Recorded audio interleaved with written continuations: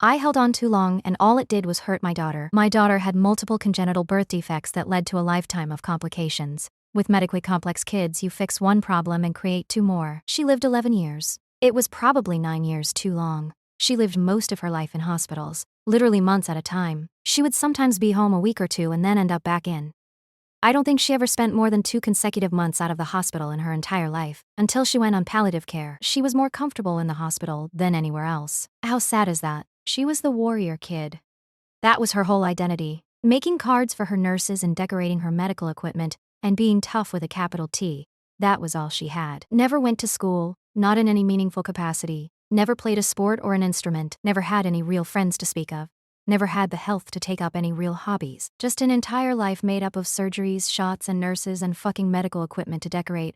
I gave her a pathetic life. There wasn't a single intervention I wasn't willing to put her through to buy more time. She was the happiest, most accepting kid I've ever met, but in the last 6 months, she was done. I refused to listen. She asked me over and over again if she could just stop. I would push until she shut up and went along with what I wanted.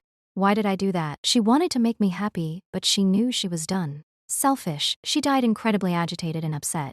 I think she was scared to let go because she knew what it was going to do to me. I wasn't strong enough to let go. I'm so sorry.